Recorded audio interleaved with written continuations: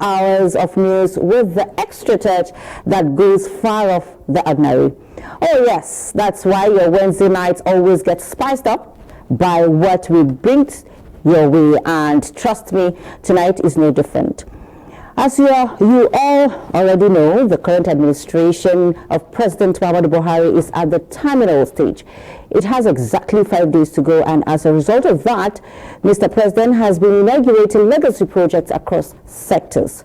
Call them wonderful parting gifts and you won't be wrong.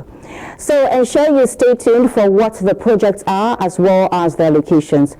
It is Wednesday, and I guess it would interest you to know how the valedictory Federal Executive meeting turned out.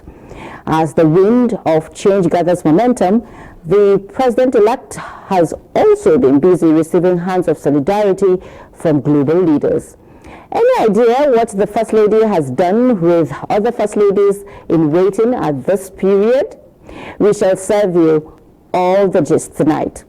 Lagos Airport receives last-minute touch by the federal government. We shall tell you how. This is just a bit of what is to come your way on our lineup for tonight, so be part of it all the way, and you would be glad you did. The taste of the pudding is in the eating. I am Fatima Umabuba, and this is News Extra. You're welcome.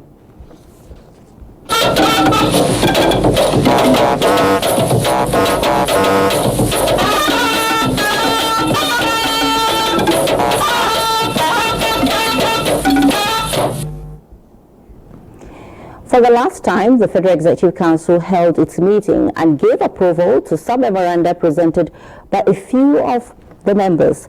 At the valedictory session, President Muhammadu Buhari thanked the minister for their steadfastness in pursuing the goals of the administration, urging support for the incoming President Bola Ahmed Tinubu, even from outside the government. Well, we'll bring you the package report in the course of the bulletin. In the meantime, President Muhammadu Buhari has advised the EFCC not to relent in exercising its power of investigating, with a view to ensuring that all those who abuse public trust are brought to account. This was when the chairman of the commission, Abdul-Rashid Bawa, briefed him on the recent probe in the power sector, which led to the arrest of the former minister, Salim Amman. State House correspondent Adam Sambo reports. The EFCC chairman, Abdul-Rashid Bawa, was in the State House to register formal appreciation of the commission to President Muhammadu Buhari for his unprecedented support in the discharge of his mandate. He used the opportunity to graphically remind the Nigerian leader about the giant strides achieved by the commission under his watch, especially on the number of convictions secured. When he came on board in 2015, the commission recorded only 103 convictions, and in the first year of his first full year in office, that was 2016, we recorded 195, and now last year, which was the last full year in office of Mr. President, we succeeded in securing 3,785, and the President was very pleased with the fact that we have achieved this much. The President is also very interested about the power investigation that we are on. Thus far, we were able to trace about 25 billion that was diverted from the coffers of the government. So the EFCC, the chairman emphasized, is working hard to create a fortress as it grows as an institution that depicts the best of its kind in Nigeria. The support of Mr. President has been up there, and of course the financial support has been unprecedented, and we hope and pray that of course the continuity that we are going to have with the incoming administration is going to better what the President has done for the EFCC. So Nigeria should expect a very polite, a very civil organization that is trying its best to ensure that this country is rid of economic and financial crimes. He described the coming into effect of the new Anti-Money Laundering Prohibition Act, especially the domiciliation of SCUMOL under the EFCC, as critical in the renewed onslaught against corruption. From the State House, Adamu Sambu, NTA News. Towards the attainment of the universal healthcare coverage in Nigeria, the The Presidential Health Reform Committee is set up in September 2021 to develop a health sector reform program for Nigeria, has presented its report and bills to President Muhammadu Buhari. Among the various recommendations is the call for the setting up of a monitoring unit in the office of the President for successful implementation of the program. State House correspondent Jide Onifade reports. The title of this little book, There Is Always Room, and that is exactly what this administration is displaying, with Nigerians waking up every morning to new things coming from government for the betterment of the people. At this valedictory meeting of the Federal Executive Council, there was still room for the swearing in of 7 federal commissioners of the Revenue Mobilization, Allocation and Fiscal Commission. Of greater importance is the presentation to President Muhammadu Buhari, the final report on proposals for the health sector reform program. The presentation was by the Presidential Health Reform Committee, headed by Vice President Yemi Osinbajo. The committee received memoranda from members of the public. We also took extensive proposals from committee members and the organizations that they represent, including the National Assembly, state governors, unions in the health sector, and the private sector. This was followed by a retreat to brainstorm on several policy options which arose from the submissions. Some of the recommendations are on health governance and leadership, human resources for health, health financing, and health service delivery structure. It also include health infrastructure and pharmaceutical systems, as well as pandemic preparedness and response. Achieving universal health coverage for Nigerians is really the essence of this report. This is to be realized through the prioritization of government spending on health and boosting of per capita health expenditure by scaling up the national health insurance system as the preferred public financing arrangement. This approach is one where the national or state health insurance authorities would benefit from the general budget transfers from the relevant federal or state governments. The report therefore recommends healthcare guarantees for all Nigerians registered on the National Social Register. The Vice President speaks further on some of the recommendations. The committee is fully aware of the governance and institutional arrangements of the reform program. We have proposed a number of institutional changes, including the establishment of the National Tertiary Health Institutions Commission, whose function will be similar to the National Universities Commission, and the National Quality and Healthcare Standards Commission. In view of obvious funding constraints, the committee hesitated to recommend new institutions. However, on the balance, we agreed that for us to make progress with our human capital agenda, these institutions were essential. Other recommendations vary from human resource in health, issues such as brain drain, to the expansion of access to primary healthcare services, medical tourism, and mobilization or leveraging private capital for health investments, as well as their role in expanding the supply of health workers for Nigeria in the medium and long term. The ground is now prepared and the ball now falls on the doorstep of the incoming administration to achieve a universal healthcare coverage in Nigeria. And how soon this will be, time will tell. In the State House, Jide Onifade, NTA News. Now, on the 29th of March 2023, the Federal Executive Council approved the liquidation of top priority judgment debts and general debts incurred by ministries, departments, and agencies of government. President Muhammadu Buhari has now written to the Senate seeking legislative approval for the resolution. National Assembly correspondent Ignatius Nkwo reports.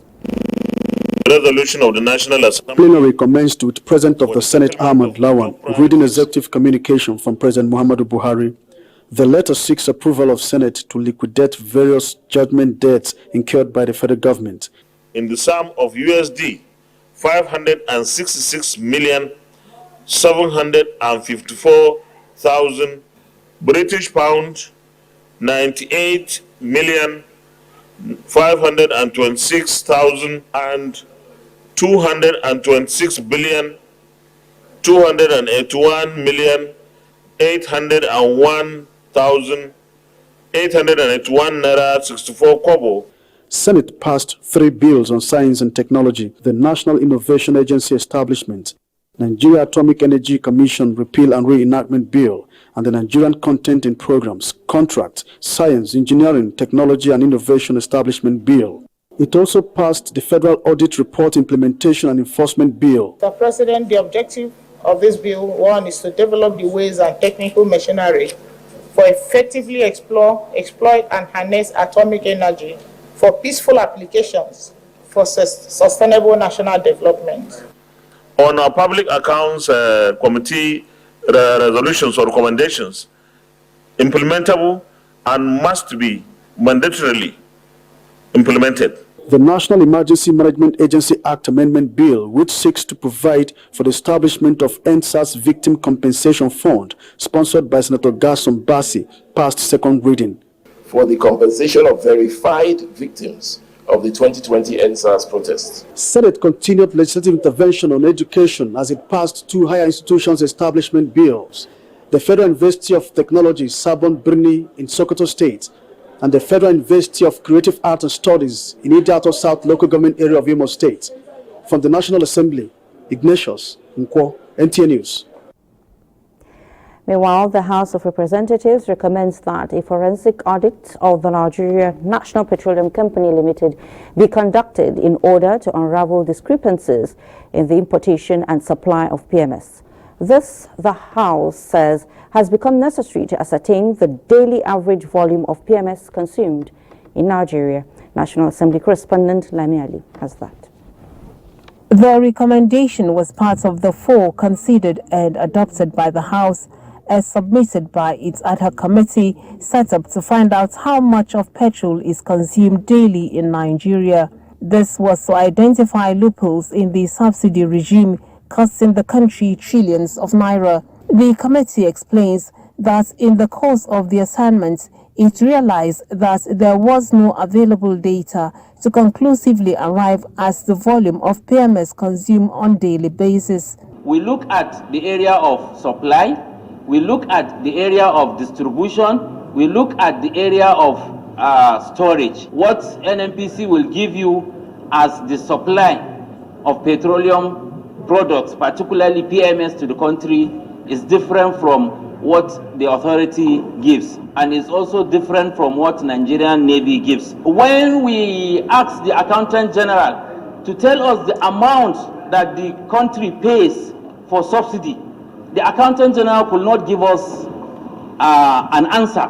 Recommendation 2, expedite the full implementation of the Petroleum Industry Act. Carried.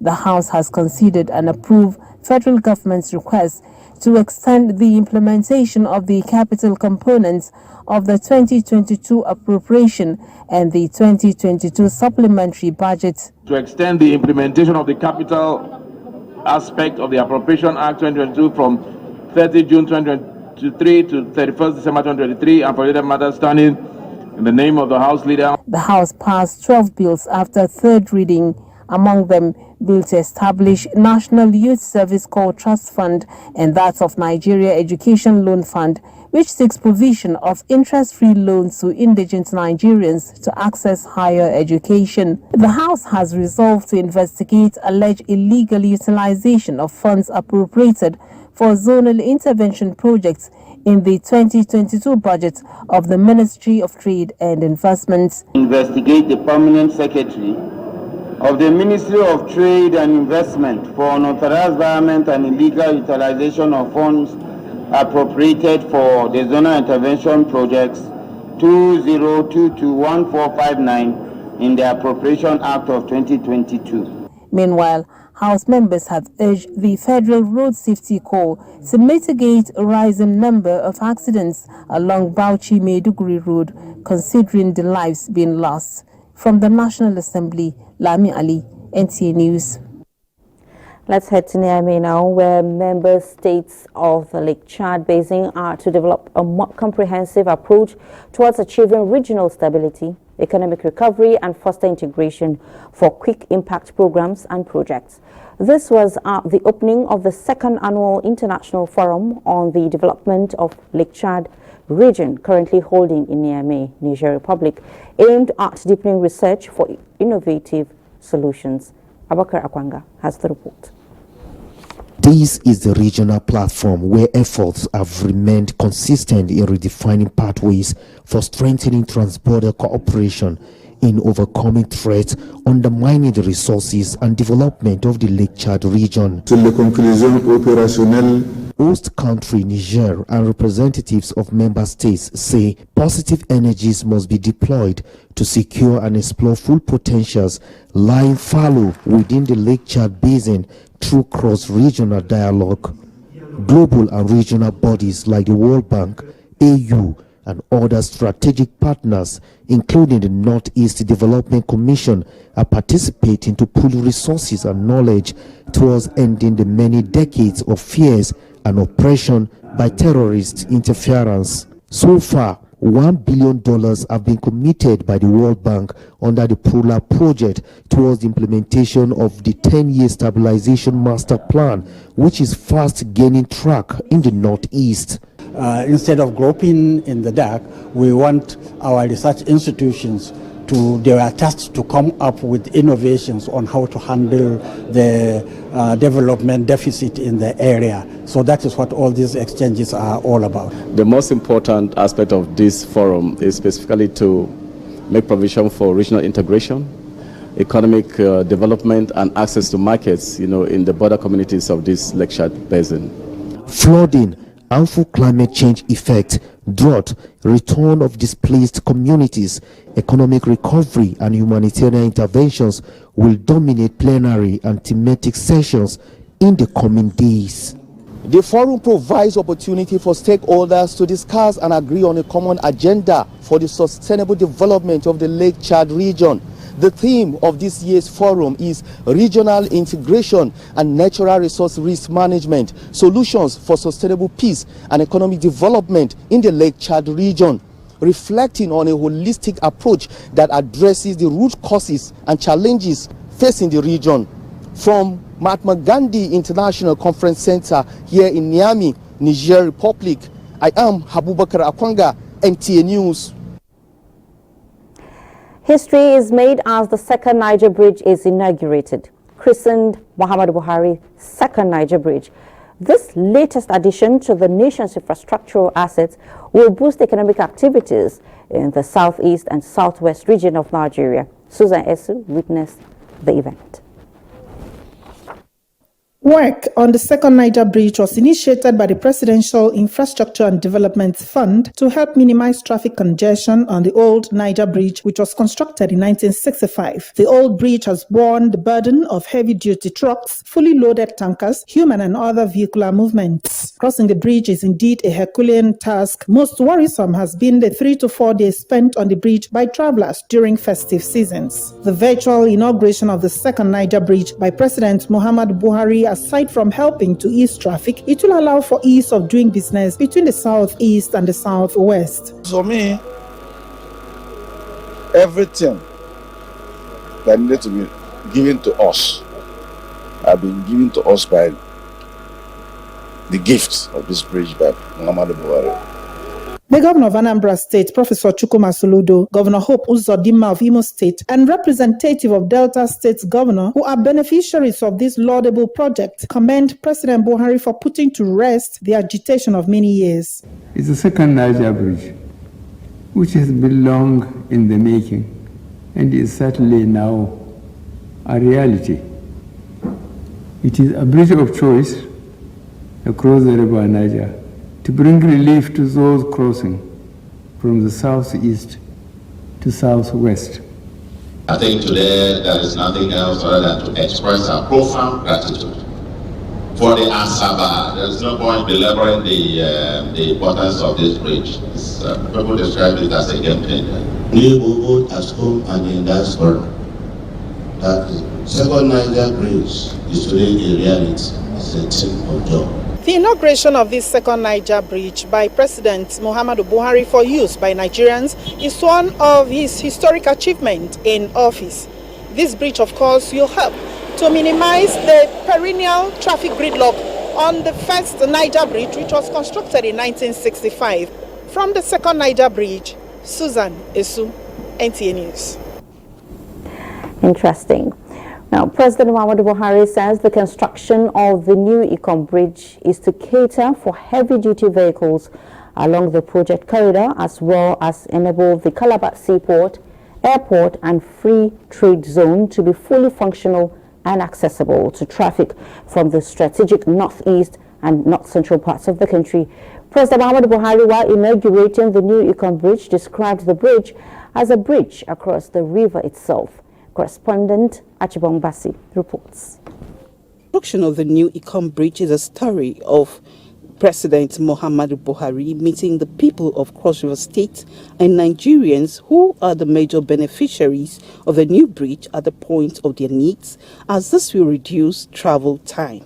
The Ikon Bridge is meant to boost trade in and around the Calabar Port and Free Zone and facilitate transport connectivity from the south-south through the north-central to the northeast.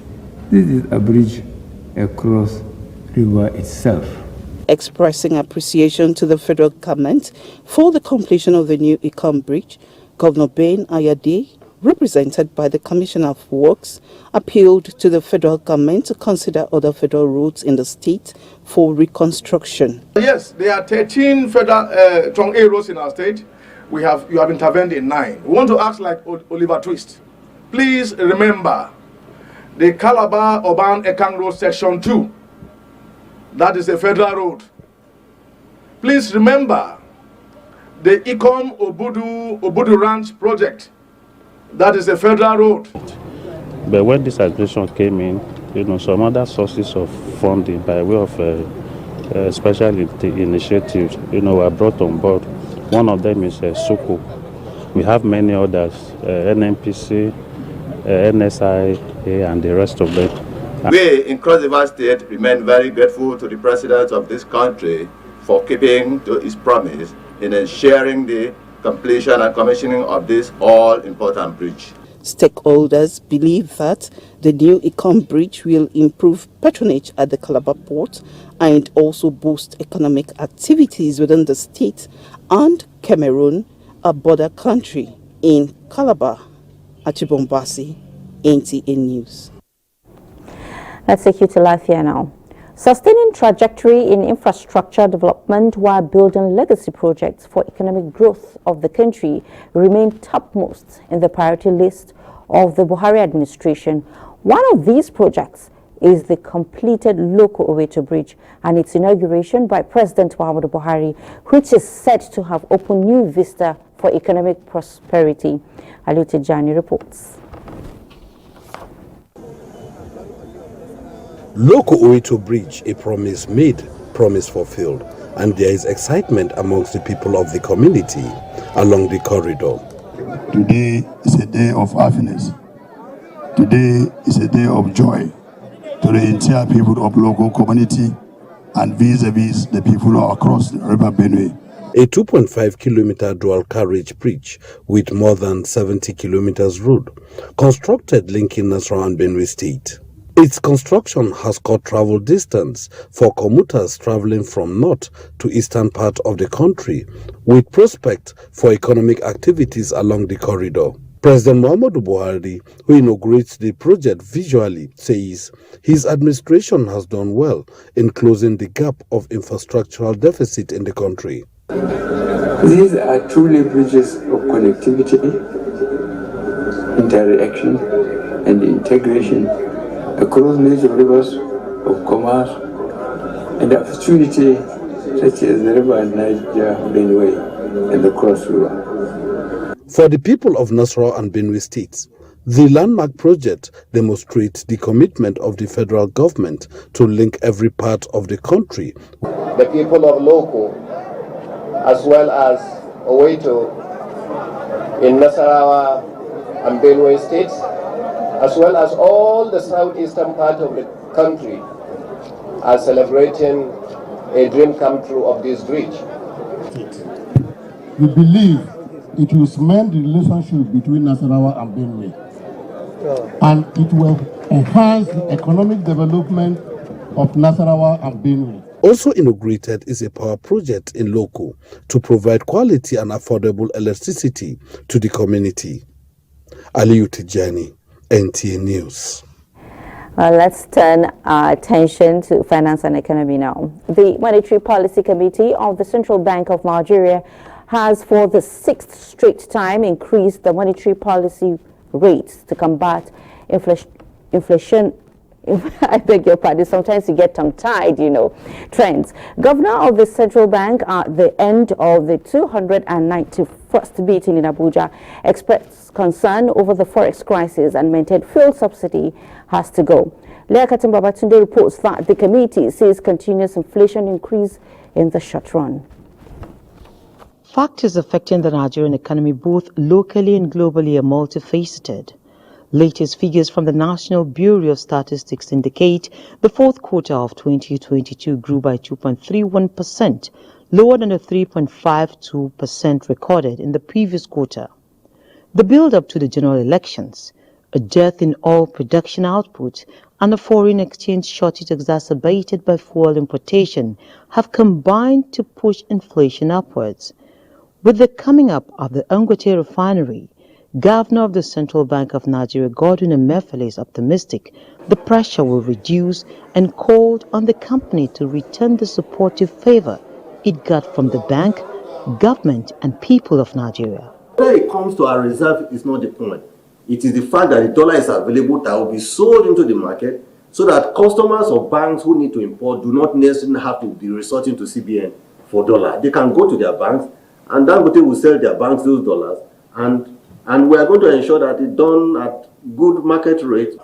The Monetary Policy Committee noted a need for increased monetary and fiscal cooperation as the CBN looks to reduce interventions in the economy. Cumulative disbursement to the real sector is 2.56 trillion naira, but debt concerns have continued to linger. Taming inflation through raising rates is what is at the heart of what we are addressing at our meeting. And it is a global phenomenon. In fact, your monetary policy decisions will be seen to be not in line or not in tandem with macroeconomic policy decision-making process if at a time when you are seeing an aggressive rise in inflation rate, what you are doing is an easing policy. It can't work. Subsequently, the committee voted to raise the lending rate by 50 basis points to a record 18% and retained all parameters as it notes the economy needs to build more reserves to combat shocks. In Abuja, Leakatim Babatunde, NTA News. Thanks so much, Leah. Let's take some time out at this point. In our next segment, you'll get to see more of the many last-minute engagements of President Buhari, that of the president-elect and spouses of the leaders. Elsewhere, correspondence shines the spotlight on the 10th National Assembly, just as the federal government launches 1.5 billion naira cooperative scheme. Thanks so much for being there. It was a dream come true for the Nigeria Customs Service as President Muhammadu Buhari inaugurates the service's headquarters in Abuja. State House correspondent Jido Onifade was there. Thank you very much. Located in Eyebrow Maitama area of Abuja, the foundation of the 12-story building was laid by the Olusegun Obasanjo administration, but the construction work on it has been slow, leading to the cost leaping from 2.8 billion naira back in 2005 to 19.6 billion naira at completion in 2023. Under your guidance, we have witnessed remarkable milestones that have revolutionized our operations and brought us closer to our goal of becoming a world-class customs administration.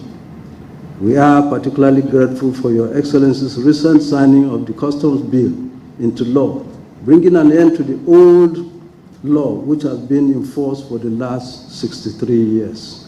The Comptroller General of the Nigerian Customs Service commends the President for the transformation which has taken place within the customs with its support, such as the modernization of its service operations as well as the improvement of workers' welfare.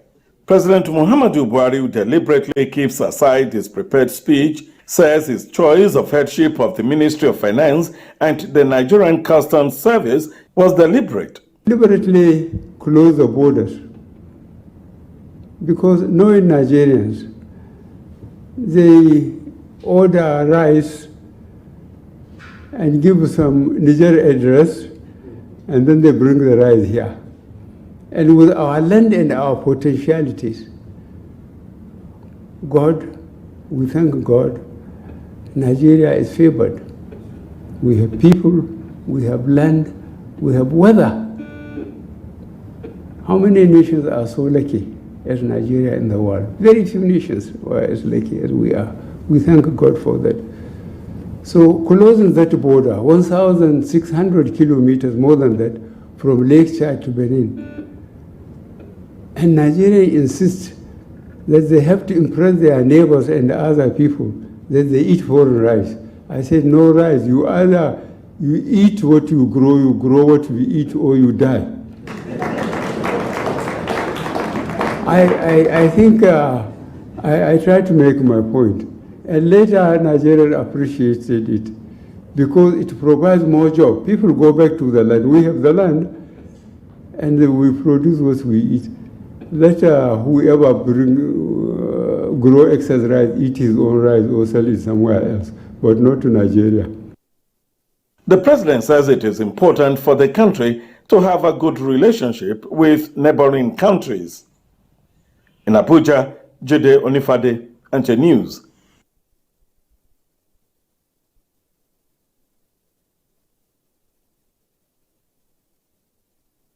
Next week, Monday, he is commending the Nigerian armed forces for their efforts in stemming insecurity in the country. That's not all. He is charging them to remain resolute in the quest to surmount other emerging security threats across the country. The president did all these in Abuja at a regimental dinner organized in his honor by the Defense Headquarters. Defense correspondent Ismail Musa reports. The evening was cool and calm, and the event, a dinner in honor of President Muhammadu Buhari. This is in appreciation of his unflinching support to the armed forces in the area of procurement of needed hardware as well as provision of improved working environment. Mr. President. Addressing the gathering, the Chief of Defense Staff General Lucky Irabo commended the president for his political will that brought massive support to the military, leading to reduced security threats in the country. We are proud of you, Mr. President. Indeed, very proud of your leadership and parallel support to the armed forces and other stakeholders within the defense and security sector. Indeed, we are confident that when the annals of Nigeria's military history are opened for introspection, the name and legacy of our Commander-in-Chief, President Muhammadu Buhari, GCFR, will be most favorably annotated. Permit me to use this medium to reiterate that the armed forces of Nigeria will continue to be committed to ensuring the peace and stability of your dear country. To express my sincere appreciation. For the CNC, there was no better time than now to appreciate the selflessness of the Nigerian armed forces in the past 8 years. He charged them to remain resolute in the quest to further secure the country. Please permit me to use this opportunity to express my sincere appreciation to the officers and soldiers of the armed forces of Nigeria for their unwavering loyalty, hard work, dedication, and selfless service to our beloved nation. I am fully aware of all your sacrifices and commitments in tackling the myriad security challenges and your contributions to the successful elections in our country. However, until the issue of insecurity is surmounted, much more is still desired from the armed forces of Nigeria. The double-barreled event also provided an avenue for the inauguration of the Armed Forces Officers' Mess behind Lugi Barracks in Abuja. The dinner is part of a week-long activities preparatory to the May 29 handing over ceremony.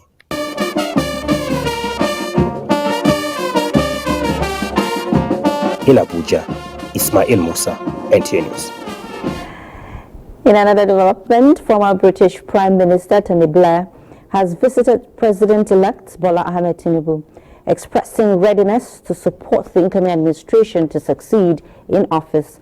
Musbarak Wahab reports that Mr. Blair was on a congratulatory visit to the incoming president in the Defense House, Abuja. President-elect Bola Tinubu arrived at the Defense House Tuesday afternoon for the first time since he returned from his official visit to Europe. His second-in-command, Kashim Shettima, and Speaker Femi Gbajabiamila were also on ground.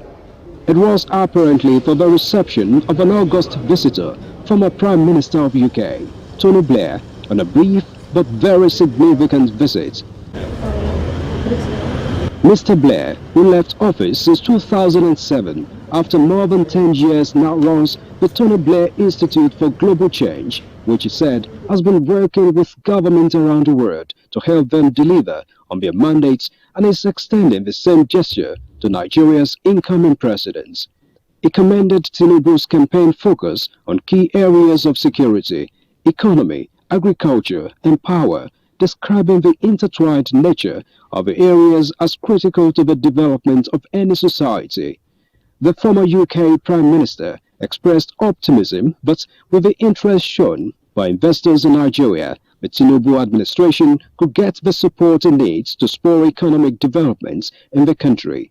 President-elect Tinubu spoke of a shared vision between him and the Tony Blair Institute in their priority areas, but underlined the importance of tackling investment challenges and the need for social investments to fight poverty. Tinubu promised that his administration would invest more, put technology in place, and keep terrorists at bay for a conducive environment that will encourage investors and open up opportunities for the people. The incoming president, apparently preparing to make good of his promise to hit the ground running from the first day in office, returned a few days ago from an official 10-day trip to Europe. In Abuja, Musbao and Wahab, NTA News. President Joe Biden has announced Secretary of the United States Department of Housing and Urban Development, Marsha Fudge, to lead the presidential delegation to attend the inauguration of Bola Ahmed Tinubu on May 29, 2023. The 9-man presidential delegation includes David Green, AI U.S. Embassy, Abuja, General Michael Langley, Commander of U.S. Africa Command, Director U.S. Trade and Development Agency, Eno Ebong, and the Special Assistant to the President and Senior Director for African Affairs, National Security Council, Jude Devamont. Now, Office of the Presidential Amnesty Program has launched a cooperative scheme for ex-agitators with initial take-up fund of 1.5 billion naira. Interim administrator of the program, Major General Barry Tariye, while launching the scheme in Abuja, emphasized the need for youths to be self-reliant and not only depending on monthly stipends. Mayor Ogidi reports. The Presidential Amnesty Program has a numerical strength of more than 30,000 ex-agitators, and 65,000 naira is the monthly allowance they survive on, despite skills acquired. This is unsustainable, the interim administrator of the program, Major General Barry Tariye Indiomo, says, and the solution is found. Presidential Amnesty Program cooperative scheme launched. It's the brainchild of the current administration and is considered the most practical approach to ensuring the sustainable reintegration of ex-agitators. The cooperative already has 1.5 billion naira, and the plan going forward is to provide a minimum of 500 million naira every other month. It will also provide technical and business development support to beneficiaries to enable them own and run viable business ventures that will meet their essential needs, create employment, and boost economic growth in the Niger Delta region. Certificate of registration from the Corporate Affairs Commission, presented to the Chairman Advisory Board of the scheme, Justice Francis Tabai. Well, we want to teach them. We want to give them proper guidance so that they can be beneficial to the society. Rather than give them the fish, it is better to teach them how to fish. We have to embrace this so that we can be self-independent. We are believing that with this initiative, we'll be able to correct the narrative and get our young people not only trained but empowered. It is a loan scheme, and for the interim administrator, the European Union, Bank of Industry, Nexim Bank, and the Nigerian Institute for Tropical Agriculture have been reached to strengthen the program to take off on a sound footing. Mayor Ogede, NTA News. Well, many thanks, Mayor. First Lady of Nigeria, Aisha Buhari, has officially engaged the incoming First Lady, Senator Oluremi Tinubu, acquainting her with the traditional responsibilities of the office towards complementing the roles of the President of the Federal Republic of Nigeria. The First Lady has also handed over some documents to serve as a guide to deliver on the task ahead. State House correspondent Ali Kabir reports on this and other engagements of the First Lady. Receiving the incoming First Lady in the State House, the First Lady of Nigeria, Aisha Buhari, has expressed confidence in the outstanding leadership role of Senator Oluremi Tinubu, both as a lawmaker and during her tenure as the First Lady of Lagos State. Mrs. Buhari explained that though the office of the First Lady is unconstitutional, but the role of the spouses of the President across the globe cannot be neglected, taking into cognizance their complementary functions towards serving humanity. She maintained that Senator Oluremi Tinubu is courageous to perform that task. She therefore handed over some documents to the incoming First Lady, preparatory for her final disengagement from the affairs of the office. Mrs. Buhari has also presented the seal of the Africa First Lady's Peace Mission to the incoming First Lady, confirming the hosting right of their annual general meeting. We enjoy the goodwill of the citizens in order to carry out some basic things like humanitarian activities, and we partner with a lot of NGOs in order to help our citizens, and I have enjoyed that goodwill for the last 8 years. So I have prepared handover notes just to guide you. I believe that you would always be a phone call away if I need an advice or two. But throughout this transition, you've been very magnanimous, and all the people you've introduced me to either advise me on, the next things to do, I want to thank you, ma. And I pray that God in His mercy would go with you and Baba. You've really set the standard. In the meantime, the First Lady has also received in audience the Association of the Spouses of the Nigerian Ambassador serving in various countries, led by the wife of the Nigerian Ambassador to the Republic of Burundi, Udo Onyegba. They have congratulated the First Lady for her doggedness towards improving lots of women and children, not only in Nigeria, but across the continent, particularly her initiative of donating nutritional products to vulnerable children in other African countries, as well as her health and empowerment programs across Nigeria. As an unofficial representative of Nigeria, you are tasked with projecting the image of Nigeria in a positive light. I know you have all done that with grace, poise, and decorum, and I congratulate you all for the successful way you have supported your husbands in their roles as ambassadors. You have indeed, as our mother, proven yourself to be a woman with a heart of gold, as your humanitarian services have not just been limited to the scope of Nigeria, but to other parts of the world. The association has decorated the First Lady as pioneer patron aimed at promoting the welfare of their members as well as projecting the good image of the country. From the State House, Aliu Kabir, NTA News.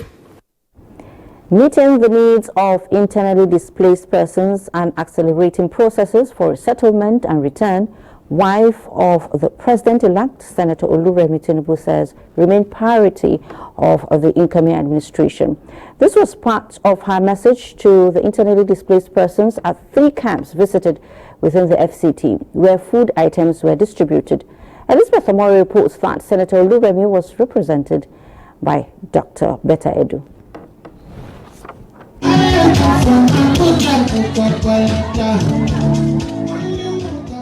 Unusual ambience at Kuchingoro IDP's camp, all waiting eagerly to unveil the goodie boxes by the wife of the president-elect.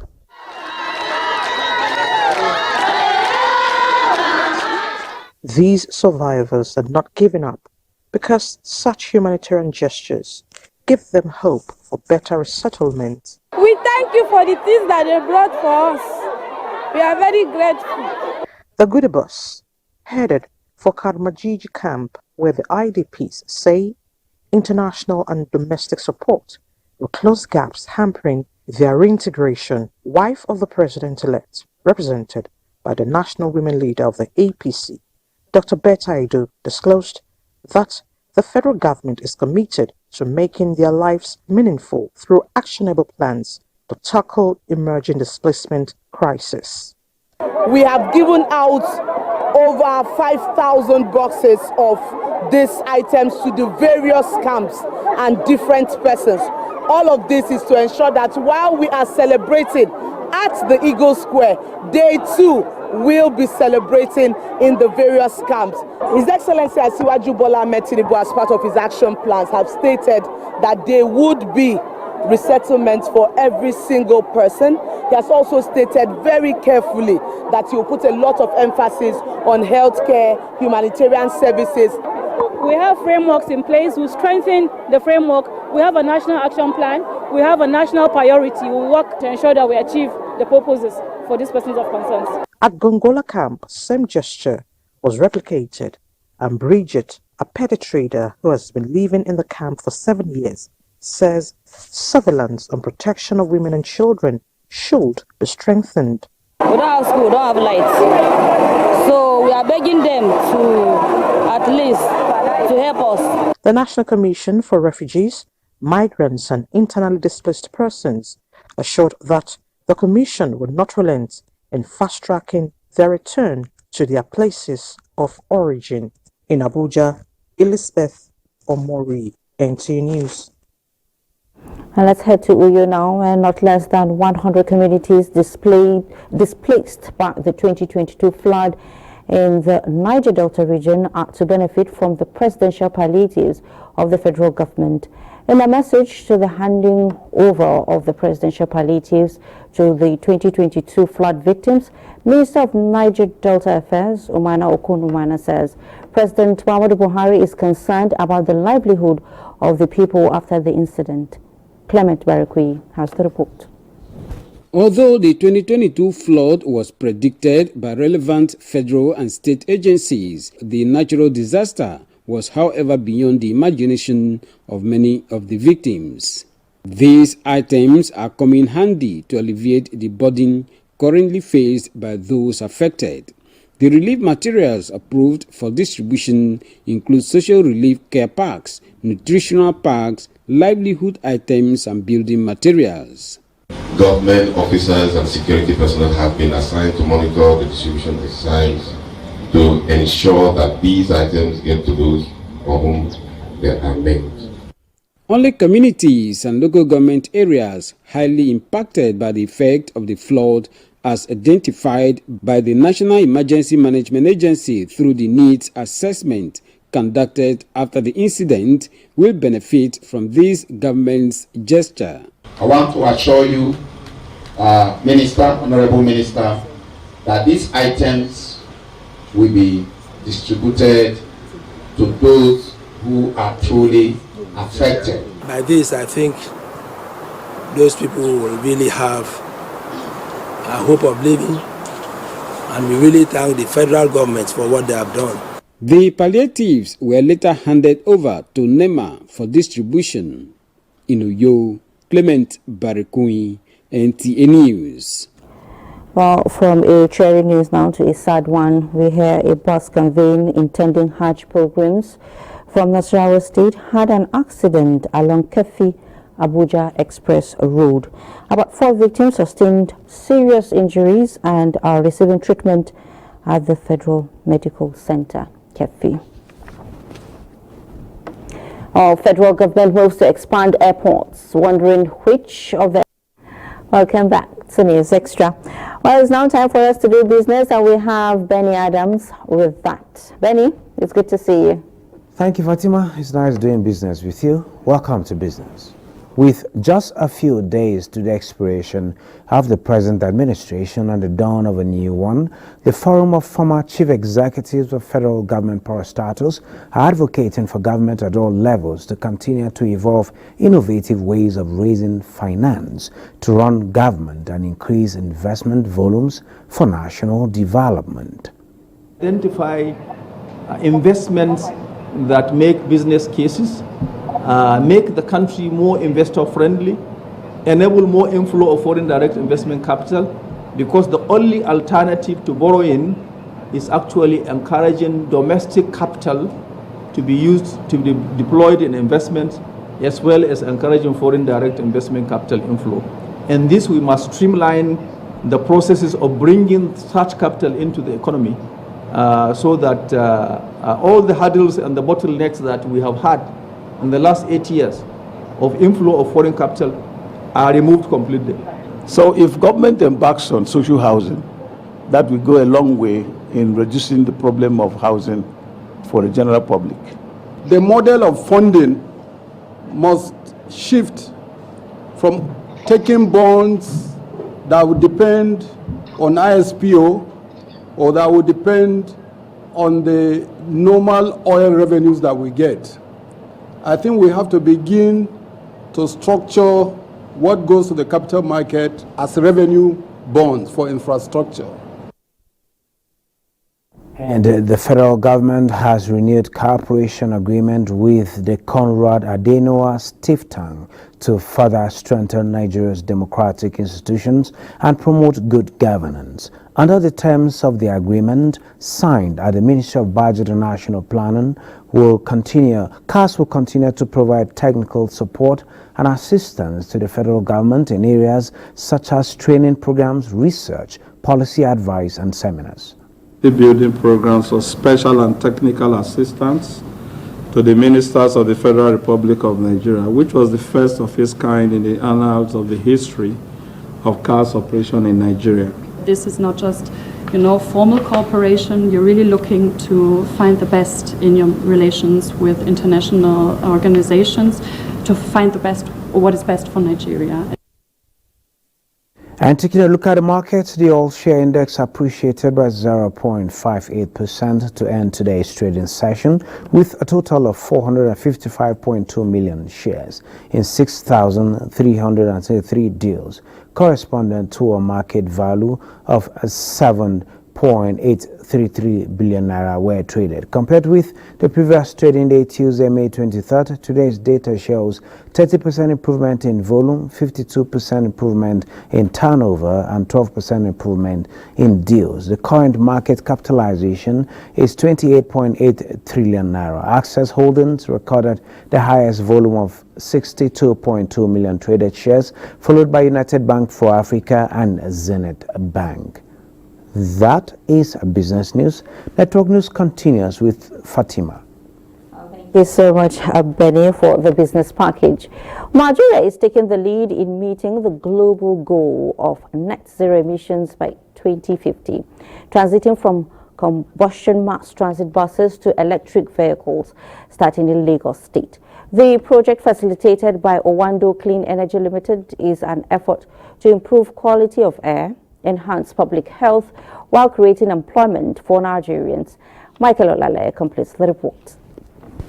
The race to attaining net zero emission by 2050 has already begun, with the launch of first mass transit electric buses in Nigeria. The initiative is a shared vision of Owando Clean Energy Limited and the Lagos Metropolitan Area Transport Authority, LAMATA, facilitator of a sustainable and effective integrated transport system in Lagos State, to decarbonize the transport sector by harnessing renewable sources to create a cleaner, greener and more sustainable environment for residents. We've looked into the future. We understand that the future has to be one where when you balance out emissions and production and consumption of energy, we have to arrive at a net zero position. The country has committed to it. The state has committed more aggressively to it. We've done a number of theoretical studies. Let's actually have these buses on ground so that we would have data to support the functionalities of this within our own ecosystem. Lagos State Governor Babajide Sanwo-Olu representative said the project, which is in phases, is kicking off with a test run of the first 2 e-buses, after which 50 more will be rolled out. So we're running the buses, we're looking at the energy that we're going to be using to power, so there's the charging stations that will be put in place, and we need to understand the kind of energy that we would use to actually power the charging station.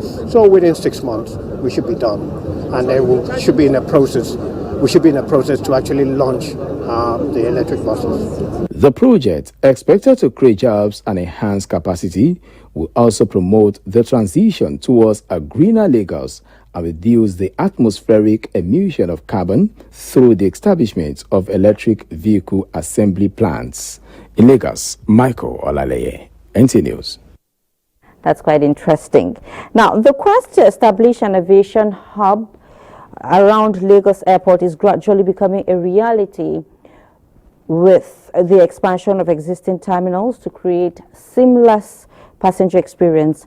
The latest is the expansion of the General Aviation Terminal at the Murtala Mohammed Airport in Lagos, which the Minister of Aviation, Hadi Sirika, describes as a child of necessity due to the growing number of passengers.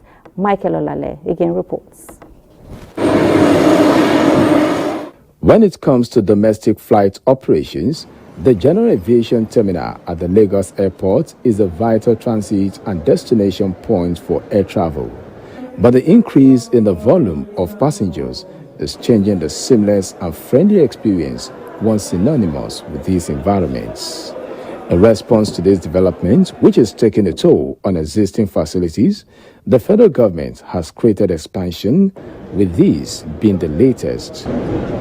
The Aviation Minister said the facility, which contains protocol lounge, airline office spaces with a complement of conveniences, will enhance safety, security, and comfort of passengers. In this terminal, which will increase from 256 passenger capacity to 1,054, which is significant. So that's about 4 times the capacity we increase on this terminal. And you agree with me, this is a terminal needing at the time to be expanded. We are leaving aviation better than we met it. We have doubled the number of airlines, doubled the number of airports, quadrupled the number of passengers. A projected increase in air cargo import and export offers huge prospects for Nigeria to gain from. This potential are in focus as the minister also inspected work on the newly constructed cargo terminal at the Lagos airports. In Lagos, Michael Olaleye, NTA News. There are many who are referred to as masters in what they know how to do best. Most of this class of masters gain this mastery within the 4 corners of the classroom or a formal setting. Abdullahi Mohammed reports that he encountered some masters who gained theirs in a very unique way. It's a tradition, a legacy that situates the pottery makers of Reggae, a small village few kilometers away from Udil, Kano State, to the descendants of Ladi in Kwali, an area council in the Federal Capital Territory, Abuja. Here, the art of pottery making is alternate occupation every household. A walk through the village or the masters of arts at their workshops. In the middle of Reggae, I saw so many activities going on here, and this shows the fact that the rain has been falling here, and almost all of them are preparing for the rainfall, tilting their land, and at the end of that they need to store whatever they produce on those farms, and that is why they are building this. In Hausa it is known as rumbu. It's a special traditional storage of grains.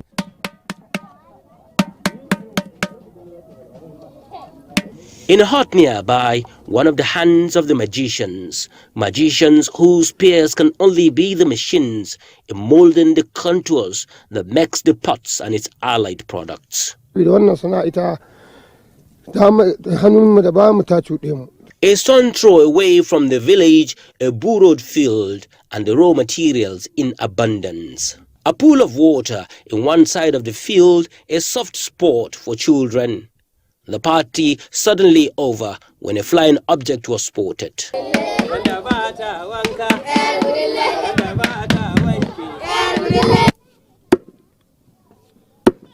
Dammadanho was another village in Geza local government area of Kano State. Going by their mastery of wood carving, the people of Dammadanho could be linked to the Ming dynasty in China. The precision with which the young and old axe out pestle and mortars from tree stumps is amazing. The resulting piece of art's a money spinner, but their backyards traces of a looming environmental crisis. The trees are gone, and that left me with a heavy heart. Stepping out of Dammadanho. Dammadanho is a village in Gezawa local government area of Kano State. I have interacted with a lot of people here. Very exciting moment I had with them. But I am leaving behind a set of people that are in a dilemma. They are in a dilemma of the fact that they are relying solely on the cutting down of trees to make mortar and pestles feed their family. It is either they stop that or they will continue doing that at the detriment of their environment, and that may eat up this community one day. These are people who are in need of sensitization of the fact that each and every tree that they cut down, they need to replace it with another. If not, something very terrible might happen to this village, because there is a huge impact of deforestation here, and maybe the incursion of Sahara or flood or any other kind of disaster might happen as a result of that. That I'm so much disturbed about. Ahmed, you said it all. Now, in line with the United Nations General Assembly on adopted resolution for improving global road safety, the Road Transport Employers Association of Nigeria has organized pre- and post-crash initiative for its members and other stakeholders in the transportation sector. Omenka Amarachiku reports. It was a critical stakeholders gathering for the launching and induction and training program for pre- and post-crash initiative for the road transport sector, organized by the Road Transport and Employees Association of Nigeria. The aim is to serve as a game changer in the history of Nigeria's transportation sector, with accident emergency health covering of 1.6 million for all occupants of a registered vehicle for 2 years and compensation of 1 million for death and permanent disability for each occupant of a registered vehicle for 2 years. Intend to enhance and further improve our response time at any emergency situation on road, and for the purpose of building the capacity of our members, we shall massively train them in collaboration with the Nigerian Red Cross Society officials to most efficiently handle emergency situations at the point of accident.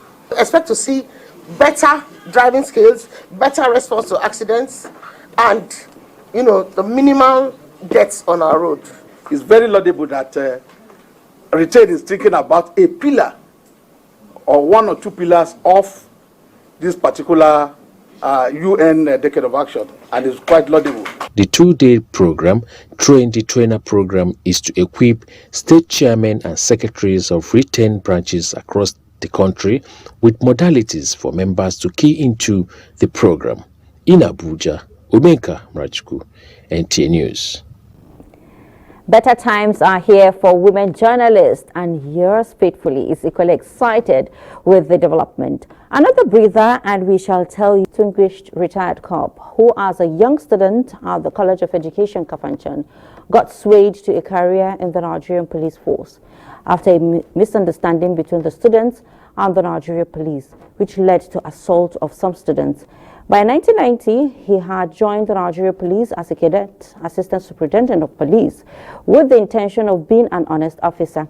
This man was the police officer who profiled and arrested Kabiru Sokoto, the mastermind of the 2021 Christmas Day bombing in Madala, Niger State. Who is this man, you might ask? Let's join our security correspondent for answers. Having joined the force in 1990 and rose to the rank of an Assistant Inspector General of Police and Vice President Interpol Africa, AIG Garba Umar bows out of service. First, it was a surprise birthday party by the operatives of the Nigeria Police Force National Central Bureau at their head office in Abuja. Happy birthday to you! Friends, colleagues, family and well-wishers converged to celebrate an achiever who is bowing out of service, highly fulfilled. In less than 1 month of him taking over, the headquarters in Anambra State was transformed. Going to miss his wealth of knowledge. Very professional, very dedicated. Stepping into the Vision Garden Hall in a grand style with his family, the hall was filled to capacity with members of the force and force management team, dignitaries from security community, both local and international, were all in attendance to celebrate the man popularly referred to as Mr. Wonderful. Top brass of the force at the event described the celebrant as an honest and gentle officer. He's very honest, very brave, fearless. His retiring with excellent and clear records. Sit down with him, you have one-on-one discussion, you will understand that the man said Mr. Wonderful. One of the things that he has done is launching Nigeria into the Interpol, solving a lot of problems, a lot of things that would have not been able to achieve. He's been a father to all of us, and we hold him in a very high esteem. An officer that has a knack for detail and excellence.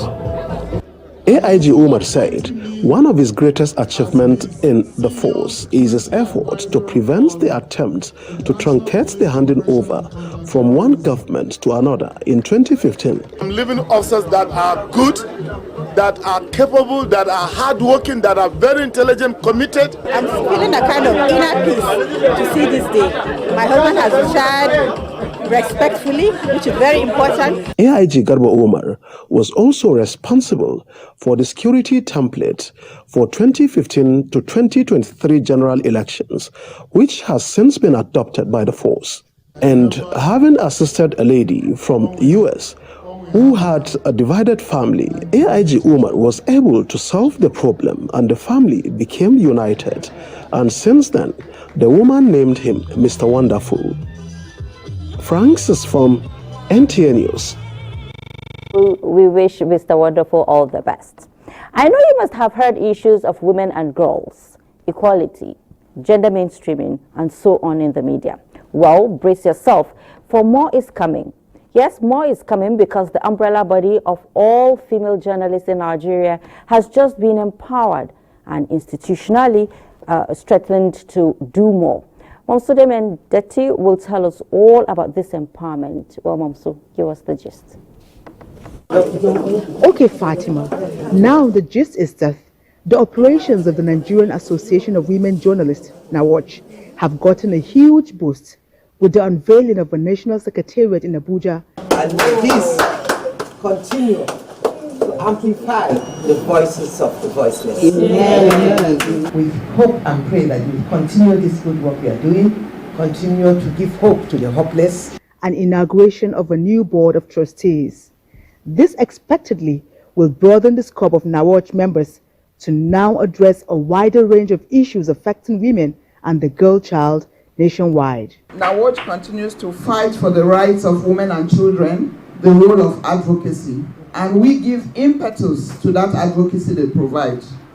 I want to assure you on behalf of the DG, NTA as a public broadcaster and as a producer of many members of NAWAJ and NUJ, will continue to support every activity. This, to a large extent, is supported and made possible by Action Aid, a non-governmental organization. Women's Voices in Leadership is a project from Action Aid through support from Global Affairs Canada, where we are supporting about 100 women-led organizations. It's the first of its kind to have only support for women, and we are not dictating what they do.